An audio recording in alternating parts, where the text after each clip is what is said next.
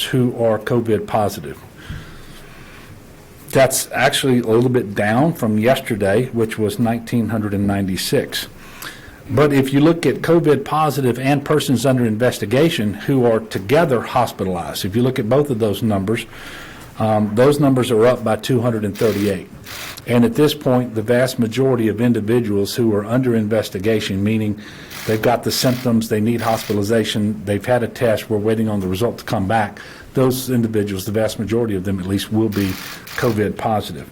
So overall, the hospitalization number is up. But the rate of growth in hospitalizations is in line with us being on a lower trajectory for case growth than where we were last week. There's also some good news with respect to ventilator utilization. Today, that number is 490, where it was 519 yesterday on COVID positive patients. And it's also down if you look at the entirety of the hospitalizations for COVID positive and persons under investigation. So that is a good trend, and it is due in large part to some medical practices that are in some cases being pioneered here in Louisiana to keep people off ventilators in the first instance and to wean them off earlier than otherwise would have been the case before. And there's some things that are being developed here, lessons learned here, that really do constitute best practices that other parts of the country are starting to pay attention to. And Dr. B, you can talk more about that later if you're interested. And so where we are on the modeling, because I know we've had questions about that every single day, the simple fact of the matter is that the number of new hospitalizations suggests that we're trending in the right direction.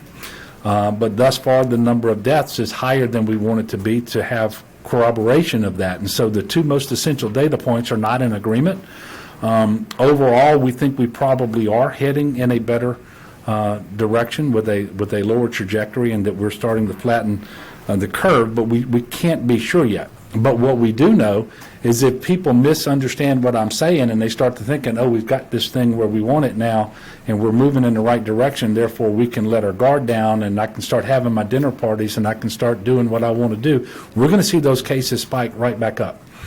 And so I'm encouraging everybody, imploring everybody to make sure that you continue to comply with the stay-at-home order, that you continue to engage in social distancing when you're out. If you're going to be out and in close proximity to other people, it is now a CDC recommendation that you wear a face covering, not necessarily a surgical grade mask or an N95 mask, which those things continue to be in short supply for our healthcare providers. So I'm specifically asking that you not do that, but that you find some face covering that you can use. There are anecdotal reports and that we have more people out and about on the streets today around South Louisiana at least than was the case yesterday. And I hope that's not true, first of all. And I hope that nobody received the information we put out yesterday as any sort of an indication that we can relax and let our guard down, because that is exactly wrong. And in fact, our messaging here in Louisiana, the messaging coming out of Washington, D.C., whether it's the president, the vice president, Dr. Fauci, it is entirely consistent. And his end date for the 30 days to stop the spread and my end date on the current executive order, both are April the 30th. And as we get closer to that date, we will reevaluate the situation and see what things will look like after April 30th. But we need everybody to be very patient. We just recently learned that Louisiana health centers are going to get nearly $27 million. There are 36 such health centers across the state of Louisiana. These are federally qualified health centers. They're going to get $27 million through the CARES Act. That was our allocation, and that is very helpful because it's going to help us to detect the virus and prevent, diagnose, and treat the disease, COVID-19. Region 1, which is the New Orleans-Jefferson Parish area, continues to be the biggest hotspot in our state. We are closely watching Region 2, which is the Baton Rouge area, Region 3, which is South Central Louisiana, and Region 7, which is the Shreveport area. That is not to say that we aren't watching every single region of our state, but we're analyzing the data every single day, and those are the areas that we're paying the most attention to with respect to case developments and hospitalizations and deaths. As a proactive measure, we're sending 45 ventilators today that came from the strategic national stockpile. So the last 200 that were approved on Friday that were received over the weekend, we're sending those to the Shreveport area. And we are continuously in the process of communicating with hospitals to ascertain what their needs are and then to allocate resources accordingly.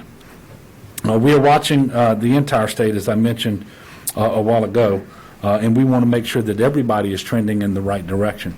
And it goes without saying, I think, that some areas of the state are behind others because we know that this virus seeded pretty heavily throughout the New Orleans, Jefferson Parish area earlier than it got to other states. And so trends that are true in one part of the state may not be true in another. And so we have to watch all of this very carefully. I'm also pleased to say that today in Shreveport, we're standing up a testing center at a Walmart facility. This will be the first of its kind in our state. It will test first responders, healthcare workers, and people who are over 65 and that are symptomatic.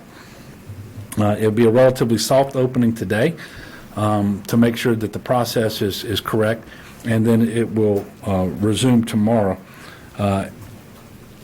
And we're also on track to have a similar testing set up in St. John the Baptist Parish in LaPlace at a Walmart on Saturday. Again, with a soft opening on Saturday for the same categories of individuals.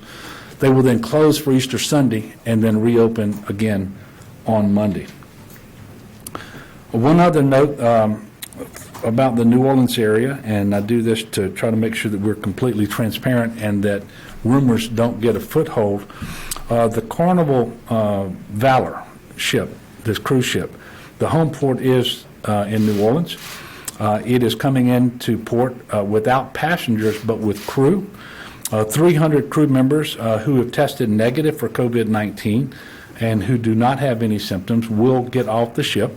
We'll board buses that are chartered to take them to the old airport terminal in New Orleans where they will board chartered flights and go back to the countries where they live.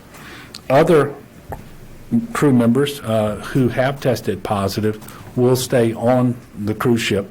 They will not get off, and right now none of those individuals require hospitalization. However, if any of them do require hospitalization, we will take those individuals into our hospitals in New Orleans. There have been a lot of organizations that are working to help get these crew members back home safely, in addition to Carnival, and they include the CDC, the Louisiana Department of Health, the City of New Orleans, the Coast Guard, and the river pilots and the Port of New Orleans. And I want to thank all of them for working so hard to make this happen. We do have a little bit of good news when it comes to unemployment benefits.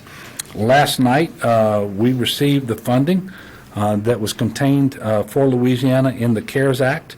So it will enable us to start paying unemployment benefits in the amount of $600 per week, in addition to the standard weekly amount that you get through the state benefits. And that will go through July 31st.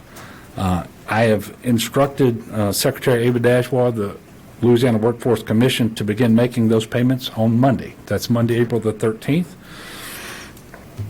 And this includes, and this is really important, this includes the 1099, the salon, the gig, and other self-employed workers who had a benefit coming through the pandemic unemployment assistance, but that funding wasn't received until yesterday. We will begin making those payments on Monday. So we continue to urge people to file their initial claims and to continue to do their weekly recertifications. Both of those things are important so that you can qualify for and continue to receive unemployment benefits. And while it may be somewhat inconvenient, although we're asking you to stay home, so hopefully you can make this work, the best hours to file are between 10 p.m. and 4 a.m. just because of the volume, and to do it online. The website is louisianaworks.net, louisianaworks.net, and I encourage people to file their claims, do their weekly recertifications do it online and try to do it during non-peak times, and you won't have as much trouble getting through, and it won't take you as long. I do want to give you an idea of the volume of claims that the Louisiana Workforce Commission has handled over the last 4 weeks. Between March the 1st and April the 4th of this year, there have been 277,000 Louisianans who have filed with the Workforce Commission for unemployment benefits. In contrast, in all of 2019, the number of claims was 103,000. This week, from April the 5th through the 8th, Louisiana Workforce Commission paid $25.5 million in unemployment insurance benefits from our trust fund. In the two previous weeks, they had paid $21.2 million and $4.8 million for a 3-week total of just over $51.5 million. In a typical week before COVID-19 came to Louisiana, weekly benefits in the aggregate totaled about $2.3 million. With Office of Motor Vehicles offices closed around the state of Louisiana, I do want to remind you that the LA Wallet app is free, so I'm encouraging people to go and download that app. Additionally, some people will be eligible to renew their driver's licenses through the apps even while the offices are closed. And there is usually an $18 convenience fee associated with renewing your license through the app. That will be waived during the pendency of this emergency. Now, you can only renew your driver's license through the app if this is not your time to go in and have your eyes checked. So if the last time you renewed your license, you went in and you had your eyes checked and you did those things, then you can renew your license this time on this app, again, without having to pay the $18 convenience fee. So I would encourage people to use LA Wallet for that purpose. I also want to share an important announcement from Bristol Myers Squibb. They're going to help unemployed patients in the United States who've lost their health insurance because of the COVID-19 pandemic. They've expanded their patient support program to offer access to any Bristol Myers Squibb medicine for free to those who need it. The program will be in effect for 6 months. Once the program ends, patients already enrolled can continue on the program until such time as they secure insurance. All Bristol Myers Squibb patient support programs, as well as additional eligibility requirements, can be determined if you call 800-721-8909. That's 800-721-8909, or by visiting bms.com. bms.com. Finally, before I take questions from you all, actually I'm going to yield the podium to Dr. Hebert, and then we'll come back for questions. I'm going to take a couple questions that have been submitted from members of the public. We started this yesterday. Questions can be emailed to askjbe@la.gov, askjbe@la.gov. I think we received about 700 questions. We're going to take 2 of them. Lisa from Tickfall asks, I am from Louisiana but traveled to Texas to visit family. Will I be able to travel back to Louisiana? The answer is yes, you will. There have not been restrictions on travel to and from Texas. Here is what's happening for vehicles that are not from Texas. And by the way, these are not just Louisiana vehicles. This is any vehicles entering Texas regardless of the state they come from. On those major routes, Texas DPS troopers have set up screening points at the state lines where they're stopping vehicles at certain intervals. They flag about 6 to 10 cars that they then direct into a screening area at the Welcome Center. And then while they screen those cars, the traffic flows uninterrupted into the state. So they're stopping 6 to 10 cars at a time. The rest of the traffic continues to go. For the traffic that they stop, they inquire about where the motorists are traveling to, and they ask them to quarantine for the first 14 days if they're going to be staying in Texas. They may be asked to fill out a form about their destination. It continues to be the case that no commercial vehicles are being stopped. The state police here in Louisiana have not seen any significant delays or backups because of this, but additional troopers have been deployed around the state lines should they have problems such as breakdowns and traffic delays and that sort of thing. Jennifer from Labadeville asked, when do you anticipate, if everyone follows the stay-at-home order, we will be able to go back to our daily lives as we knew them before?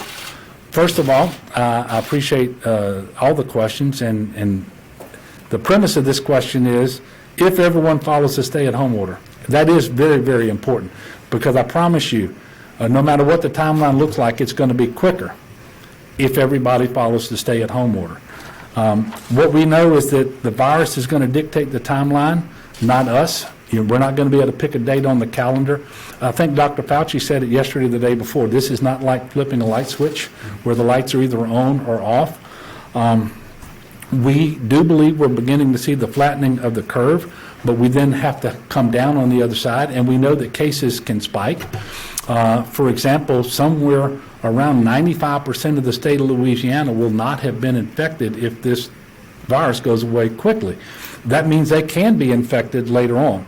And so until such time as there's an effective, clinically proven therapeutic intervention, some drug that can treat this disease, and a vaccine, I don't know that you're going to see life as we knew it before COVID-19.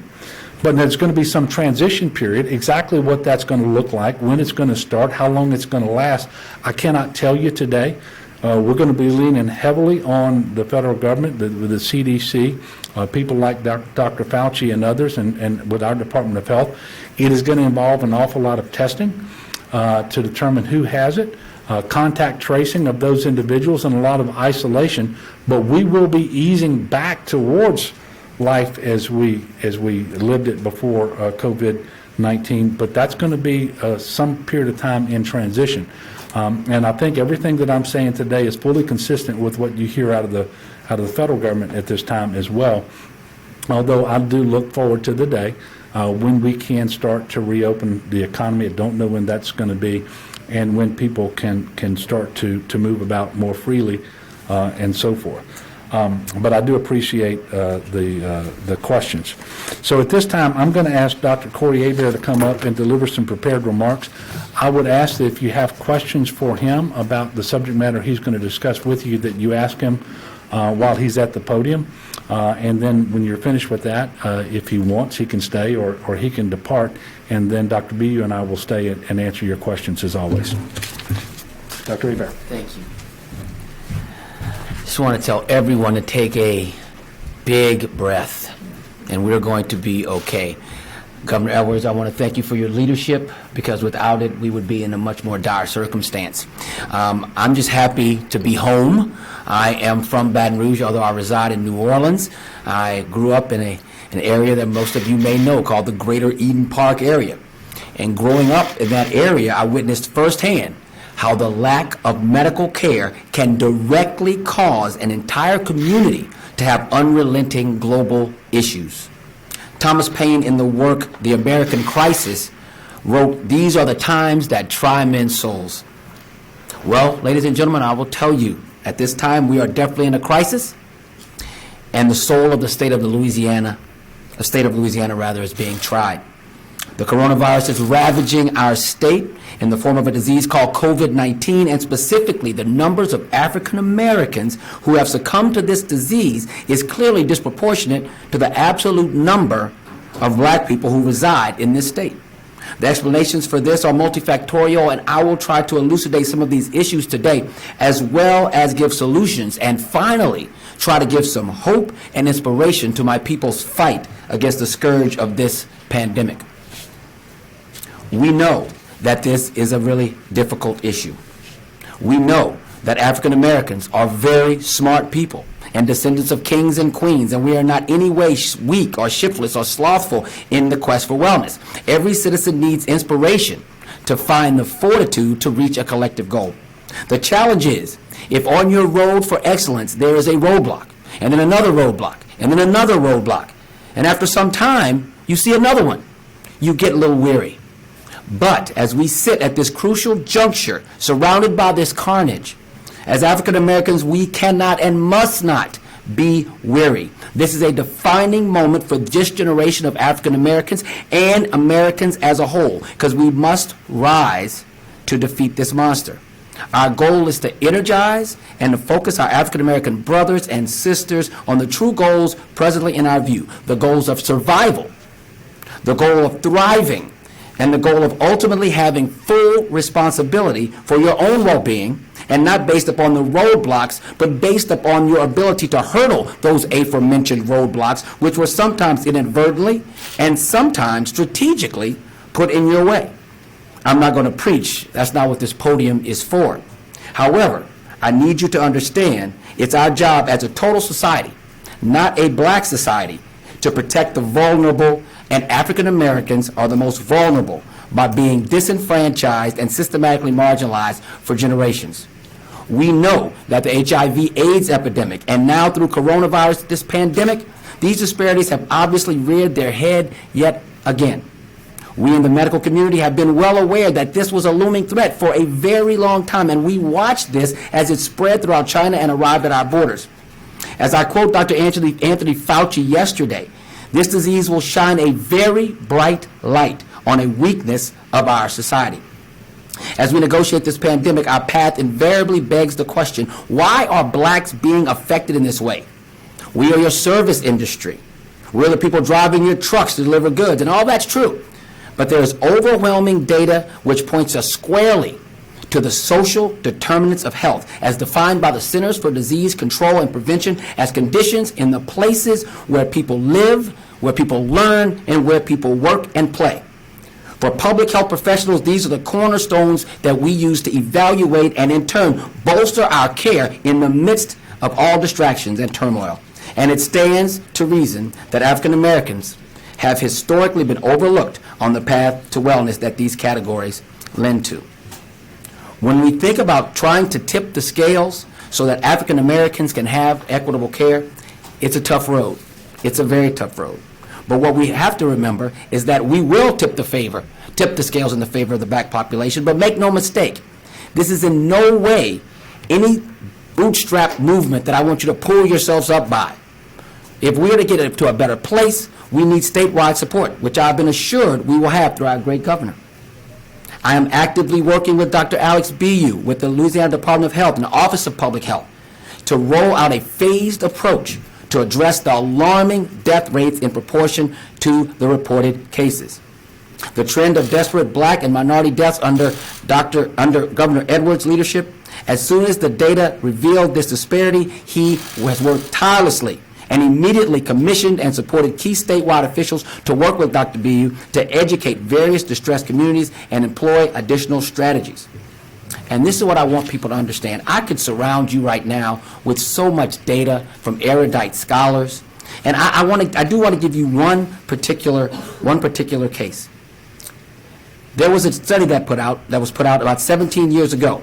It was the publication of the Institute of Medicine's Unequal Treatment Report, which synthesized a wide body of research demonstrating that U.S. and racial and ethnic minorities are less likely to receive preventive medical treatments than whites, and often receive lower quality care. And most startling is the analysis found that even after taking into income, neighborhoods, comorbid illnesses, and health insurance, these factors typically invoke to explain racial disparities.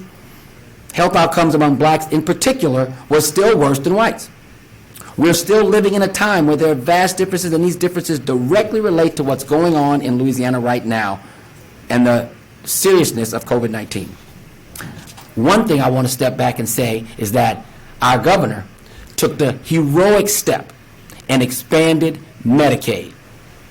When I explained to you that we would be in so much more of a dire circumstance had we not expanded Medicaid, which has allowed hundreds of thousands of people to be able to get primary care.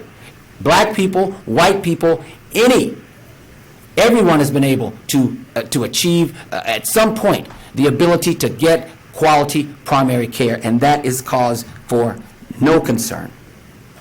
And now we must address systematically and modify emergently how we live, work, and play, so that these social determinants of health will be demolished when it comes to the seriousness of the African American issues in our great state. What will happen now? This is what I've been asked. What will happen now? Well, we know that the curve will probably flatten. We want you to hunker down and double down and do what you need to do. This office and all the medical professionals will make that happen. But it may rear its ugly head again. And if it does, we need to be ready. African Americans, listen. We need to be ready. We need to eat better. We need to decrease our salt. We need to decrease our sugar intake. We need to quit smoking. We need to exercise 30 minutes a day. Decrease our stress. The reason why you must decrease your stress is because when you have a stress syndrome, your cortisol level goes up, your epinephrine goes up, which makes your immune system go down. So the more you stress, the more you panic, the more apt you are to get this horrible disease. We want you to understand that when you panic, what you do is you think that there's no constructive, serious thought going on to make sure that this disease goes away. But I must tell you that through our agencies, there is a lot of quality education and quality thought going on behind the scenes for us to be able to get rid of this horrible illness. We will win. I guarantee it, we will win. With this man and this man behind us, we will win. And I want to thank all of you, because without you, we will not be able to win, and you will all help us. I want to leave with a quote from an African American, as I started with a quote from Thomas Paine. And the quote is from a scholar, Benjamin Elijah Mays. I want you to think of this as a job. Challenge I've given you, it's a job. And Benjamin Elijah Mays said, I want you to do your job so that no one living, no one dead, and no one yet to be born could ever do it better. I don't want you to have any pressure because of that, but I want you to do what we say and know that we are going to support you with the messaging and the outreach that you need through the agencies of this great state. Thank you very much, and I'll take some questions. Yes, ma'am. In terms of, I mean, obviously the things that need to be addressed here, a lot of those are long-term factors. Yes. That you can't turn a switch and fix them quickly. Exactly. So are there any short-term things that can be done to help minority communities to combat coronavirus? Yes, and I think that's the most important question, because the studies all show that when people want to hear things from you so that you can actually have an action item so that they can actually do it, it needs to be done in a way that they understand, they can relate to. So we can have Dr. Anthony Fauci come here and speak to African Americans all day long, but sometimes that message will not resonate because Dr. Anthony Fauci doesn't actually know the African Americans in the Louisiana community. And that's what we're doing with the state agencies, to be able to provide that messaging, because things are a lot different now. People know what they need to do for all practical purposes. They need to be inspired to move and do them. And my job, and this agency's job, and our state's job, is to inspire the people to do the things that we need to do. The things sometimes are simple and sometimes they're complex. However, no matter their complexity, these must be done for us to flatten the curve, for us to make sure that our most vulnerable populations, and I don't mean just black people, and I say that because anybody that's been disenfranchised, that doesn't have quality health care, that doesn't have a primary care doctor in a rural community, is also going to be affected by this disproportionately. It's just that those numbers tend to be a lot of black people in the state of Louisiana. But let's be very clear.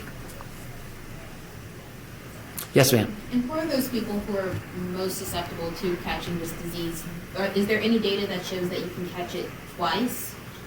Okay, so when we talk about data sets and we talk about the recommendations that we're giving, we can base it on fact when we have fact, or we can base it on experience when we don't have the facts. Dr. Anthony Fauci is a world-renowned epidemiologist, virologist, infectious disease guru. And we don't know the data because we have never been at this point, because this is a novel virus. But what we do know is the behavior of coronaviruses throughout time. And what we know is that because you have no immunity at all to this virus, no one does, no human, when it started. Now some people do, obviously, but when it started, no one did. So as you get it, you have to make so much antibody to kill it in your body so that you can coexist and you can live, that the probability of you having so much antibody and not being protected, that's going to be very, very low. So what we think in our estimation, what we think in our experience, from our experience, is that this will go away. You will be protected for this season. But for next season, meaning next spring, we're not sure. Just like with influenza, we have to get a shot every year, vaccine every year, because it switches a little bit. But with this particular virus, we think that through this season, you will be protected up until next season, and then there's more work to be done. Any other questions? Thank you very much, Doctor. Thank you very much, Governor. Okay, Greg?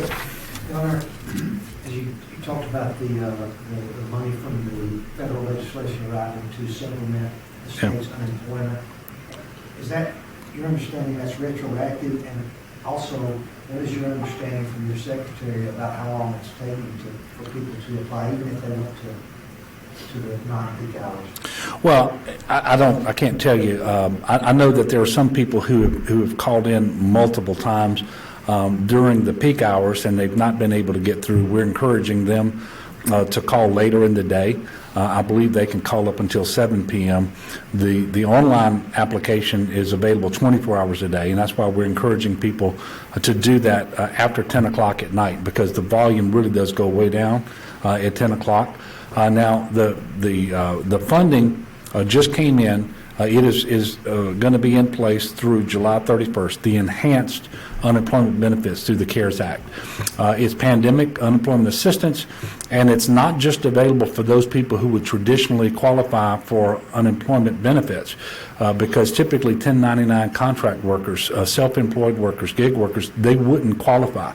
They are going to qualify for that $600 a week through July 31st. And so we are going to start getting those checks out on Monday, and they will go through that time period. It is really important for everyone to do their initial claim file, but also to weekly recertify, because the law requires them to recertify.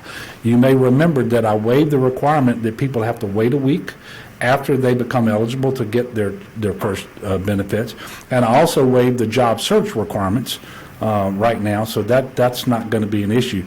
But you do have to go in and recertify. That's critically important. The law just simply doesn't allow us to continue to pay benefits week after week for people who are not recertifying that they remain eligible. And is it retro, I'm sorry, but is it catch up for those that weren't employed right immediately when the crisis hit? Well, I don't know the answer to that question, and I will get you that answer. I know it goes through July 31st, and we do have some people who've applied for benefits over the last 3-4 weeks related to COVID-19. And do they go back and pick up that $600 a week? I don't know.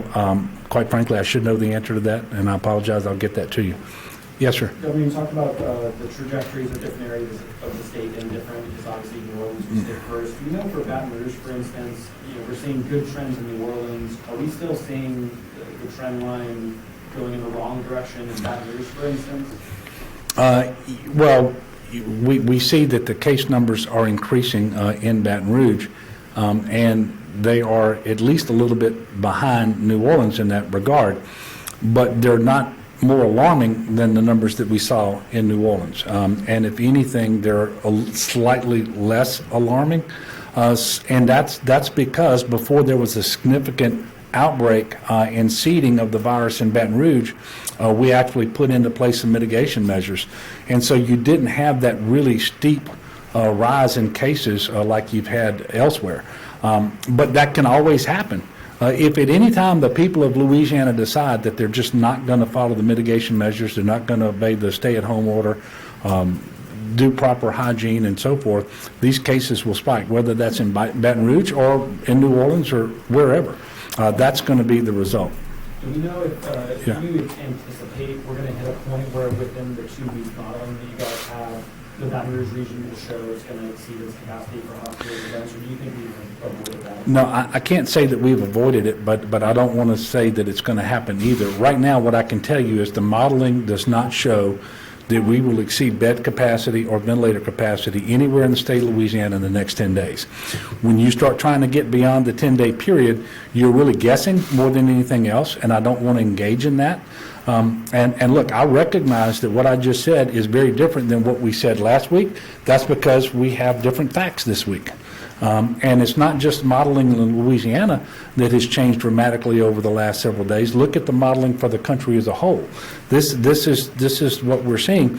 And the improved forecast, if I can call it forecast, the improved modeling, those numbers of total cases and deaths that we think we will see, they are all premised upon us continuing to do the mitigation that is currently in place. And so if we want to get back to where we exceed our capacity to deliver health care, if we want to get back to where we're going to have patients who need a ventilator can't get one, all we have to do is resume our normal daily activity, stop following all of the mitigation measures, and that's what's going to happen. So that is my number one message for the people of Louisiana is thank you for what you've done thus far. For those of you who haven't, I'm asking you to get in line and start staying home. Only go out when it's essential, and don't do that more frequently than is necessary. And when you go out, wear that face covering. If you're going to be in close proximity to others, social distance to the maximum extent possible, and use hygiene. The practices we've talked about, washing your hands frequently and for 20 seconds with soap and water, hand sanitizer when you can't get to soap and water. Make sure you cover your cough. Stay home when you are sick. No matter whether you think you have it or not, stay home if you are sick. Yes, sir, Leo. Follow up on this question, East Baton Rouge Parish is still only 25% of the test rate of Orleans, and yet East Baton Rouge is the most populous parish in the whole state, more than 40,000, 40,000 more than Orleans. I realize that the hot spot was in Orleans Parish, but why is it taking so long to ramp up and get test results back for East Baton Rouge when you have more people living here than in any other part of the state? We're half the rate of testing in Shreveport. Yeah, first of all, we're hopefully testing people who are symptomatic. So if we're testing symptomatic people, we're testing symptomatic people, and it doesn't have so much to do with how many people live in any one particular area.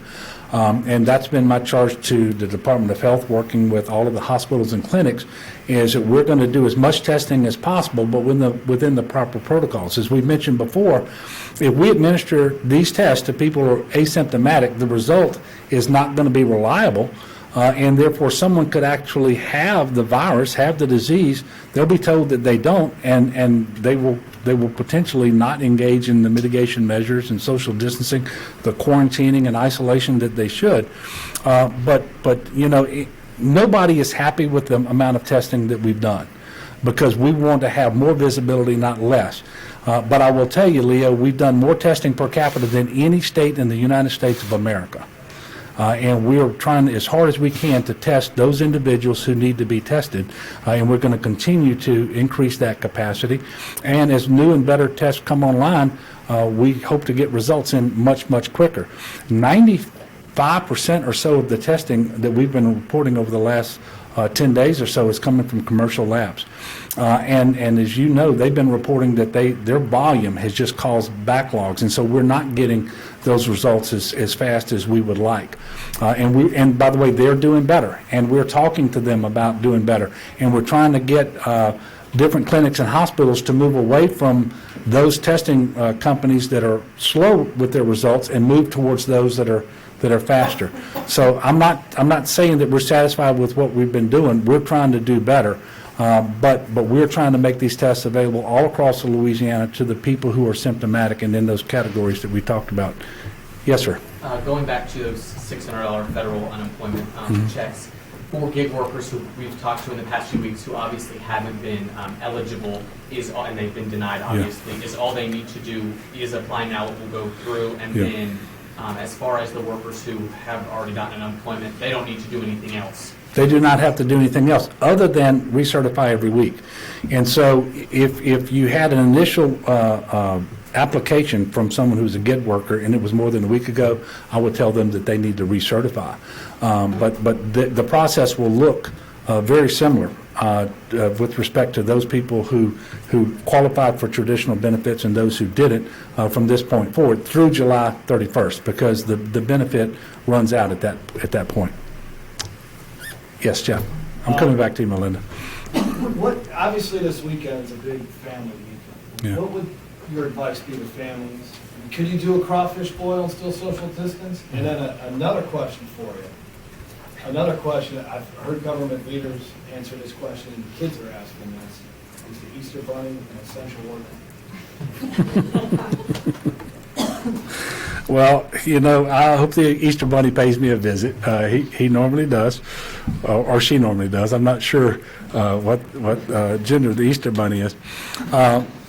Look, I'm asking people to be patient, and the fact of the matter is, you can boil crawfish for your immediate family, those people who typically eat together and reside together. You should not be doing a block party. You shouldn't be inviting all your siblings and children and grandparents and in-laws over to a house. And remember, we've asked that when you have to gather in a group, that group be no more than 10 people. But we're asking you not to get in a group of 10 people if you can avoid it.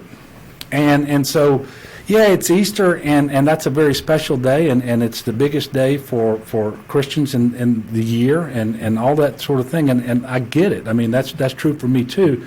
But we need to be very patient. And this Easter is not going to look like previous Easters, but it doesn't mean that you can't find some significant way to meaningfully worship and to celebrate. But we shouldn't do it. We shouldn't do it in groups of people that violate what we've been talking about. There was no Easter exemption from the stay-at-home order. There was no Easter exemption from the 10-person limit because that virus isn't going to honor that.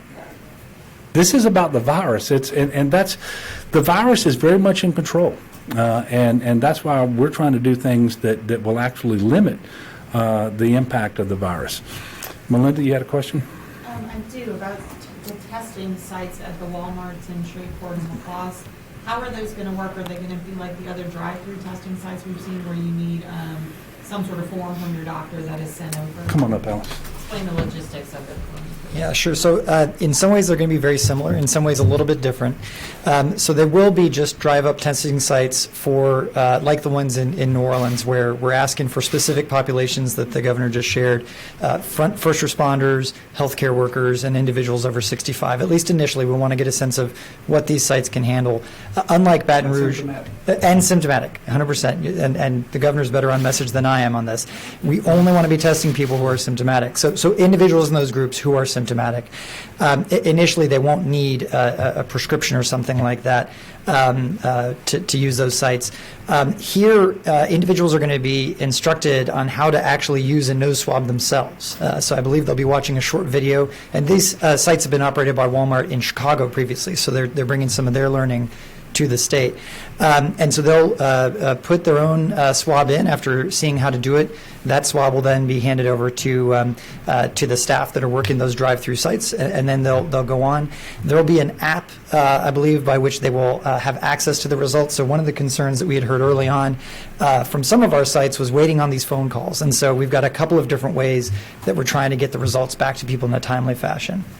So is there, based on the experience in Chicago, do you know what the turnaround time was for results, and were there any problems with the use of the app? So I don't know. I will say that I believe it's Quest that's providing the testing for these. And Quest has been doing a lot of work, I think, because of national attention to increase their turnaround time. So I'd imagine it would be similar to the Quest turnaround time, and hopefully continuing to improve in the coming days. And the Shreveport one opens today, and then the LaPlace one? That's right. There's a soft opening in Shreveport today, and then I think we're hoping to see more numbers over the weekend. And in LaPlace, similarly on Saturday, they're hoping to start accepting a small number through, as the governor noted, taking Sunday, Easter Sunday off, and then Monday starting in large numbers. And it's worth noting in LaPlace we also have Ochsner Health System operating a mobile testing, or rather a drive-through testing as well. Yeah. We saw a pretty huge jump in the number of nursing home cases and deaths today in nursing homes across the state. Can you explain why that might be? And also, what is the state doing to help these nursing homes with Yeah. 4.6 million across the state? Yeah, I mean, so sadly, as we've shared from the beginning, this is one of the populations we have the greatest concerns about, because we know that they have almost all of the risk factors, most likely to have most of the risk factors that we worry about for doing poorly with COVID-19. That's being over the age of 65, that's having not only one underlying condition, but sometimes multiple underlying conditions, common ones like hypertension, like diabetes, obesity, and kidney damage that hypertension and diabetes bring with them. So I think when we see the case numbers increase, sadly, it's part of the reason that we are trying so hard to get people to stay at home. We know that those numbers can continue to increase if we continue to have spread in our communities, and the best thing we can do to keep those populations safe is really to not interact with them more than we have to. But people in a nursing home need help by definition. They need that assistance. And so there are workers that are going back to their home communities and coming back to work each day, and we're grateful that they are. But we still are not able to keep the virus out of every facility because of that reason. So what we're doing is we're working with the nursing homes, we're working with the Nursing Home Association, we're working with the CDC. We're taking the best guidance that we have, the best information that we have, learning from places like Seattle and other nursing homes around the country and now state, and trying to put in process the kinds of measures that are going to keep these individuals safe, including restricting visitation that we did early on in this outbreak, including even before then, giving recommendations on how to isolate people who are known to have the virus but able to stay at the nursing home, people who we suspect may have the virus and are undergoing testing, and the people that are so far not showing signs and that we want to keep free from the virus. And each one of those populations are existing in the same facility, in these facilities, and we have to figure out how do we manage those three populations in these tight spaces. One of the things that we're doing as a state is giving them personal protective equipment. We know that protective equipment has been very thin on the ground. Luckily, we're getting more of it in the state. We're encouraging those nursing homes to reach out through the local coordinators, response coordinators, to get those requests to us so that we can get those supplies out to them, because that's a critical part of keeping the residents safe, keeping the staff safe, and trying to reduce the growth in new communities. But I'll say, as this virus continues to spread, sadly, we anticipate that we're going to continue to see this spread in those centers. How much PPE have you distributed to nursing homes? Unfortunately, off the top of my head, I don't know that answer, but we can get that to you. Okay, any other questions?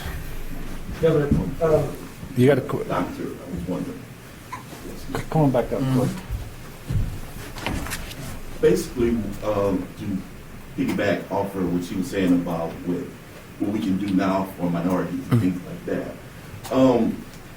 What's the coping solution for parents of kids that have problems, or and people with anxiety, or actually people with parents that have dementia and things like that? Okay. What can they do now to help them deal with those situations? Well, that's a very important question, and what I will say to you is that we need to start controlling what we can control. We need to let things go that we can't control, and that will decrease the anxiety. Now, what I will say is that the next 120 days are so important.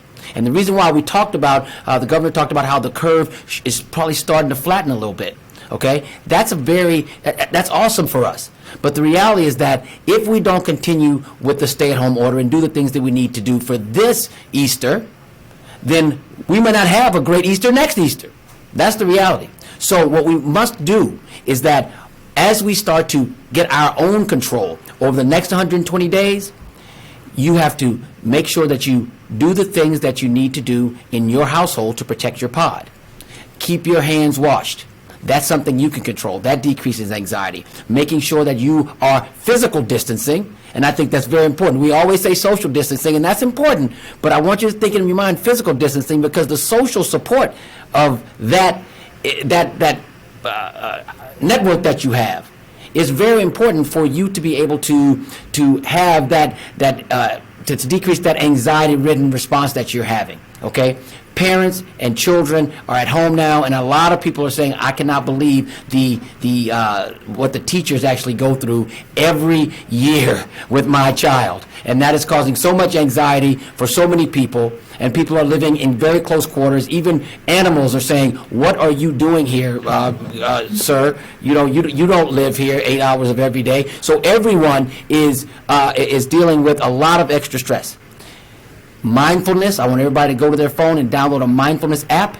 Stay in this moment. What's past is past. What you can control in the future, control it. If you can't control it, you have to put it in the hands of how this virus is going to go. But when you stay to that course and double down right now, that will get you through. Yes, sir. What realistically, I mean, you have 277,000 people who are not just simply reemployed as soon as the stay-at-home order is lifted. What realistically does personal economic recovery look like, given that things just don't go back to normal once this virus and the curve flattens? Well, we've never been through that before, and so I can't tell you with any precision. All I can tell you is we are committed to working as hard as we can and making available every form of assistance, every benefit that we can bring, every bit of flexibility we get from the federal government and funding and so forth. We know what the CARES Act has done, and that's the third installment from Congress. They're already talking about a fourth installment, and they're talking about doing some things in the next several days to help small businesses. So one of the things we can do to get people back to work is make sure that as many businesses as possible resume operation just as soon as it is feasible for them to do so. So the Small Business Administration loans that are forgivable under certain circumstances. And by the way, I think yesterday, the last figure that I got, that of the original $350 billion available for the Paycheck Protection Program through the SBA, this was sometime mid-afternoon yesterday, about $70 billion had already been accounted for. So that's why they're already talking about doing another installment of funding for that program. And I encourage Louisiana businesses, do not delay. Go to your bank. Apply for this assistance if it's going to be helpful to you. Do what you can to qualify for a forgivable loan. And that means you have to keep people on your payroll. And so that's better for the individuals that you were just talking about.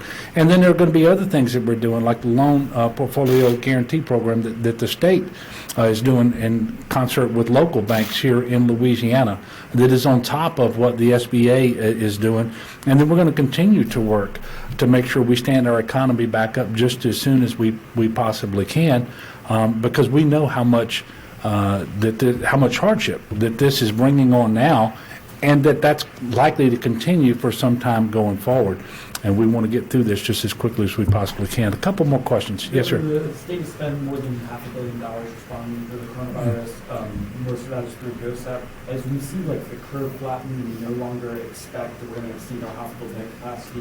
We have leases for like hotels and that sort of thing. Do you expect that number to continue to rise like we've seen? Are we going to be spending it on other facilities or other areas? You know, the answer to that question sort of depends on the cooperation we get from the people and whether the trends that we're starting to see hold true over time, and that we don't just flatten the curve, but then we start to go down. If that happens, then those expenditures will obviously be lower than they otherwise would be. And we have to make sure that we know where we're headed, and you do that based on modeling. And if there's any chance, if there's any realistic chance that you exceed your capacity to deliver health care, then you have to hedge against that by making the investments, the expenditures necessary to have additional capacity at the Ernest Morial Convention Center, for example, at the personnel holding unit there across the street from the convention center. Obviously, if we're not trending in that direction, then we won't continue to make those expenditures. But this, we have to do what I think prudence demands of us, and we have to be prepared for what is the worst case feasible scenario, because we don't want to lose life unnecessarily. We don't want someone to die simply because they didn't have a ventilator available to them, and that's what they needed, and with that ventilator they would have lived. And so we pray that we don't get there. And if we don't get there, it will be because the people of Louisiana took seriously the mitigation measures, the stay at home. the social distancing. And that's been my message throughout, is that we could control how bad this gets. And it's looking now like the people of Louisiana are understanding that and acting accordingly. And I do hope that these reports that I've gotten today, and they are rather anecdotal, y'all are out and about more than I am, but I'm told that the traffic is a little bit heavier today than it has been previously, and that's not a good indicator. So hopefully we will double down on these strategies, which we know work. We know they work. One more question if you got them. And I guess you don't. Thank you. Same time tomorrow, Shona. So we'll see y'all at 2:30 tomorrow. And I want to thank Dr. Hebert again for being here with us today. And thank you all too. Thank you. Go ahead.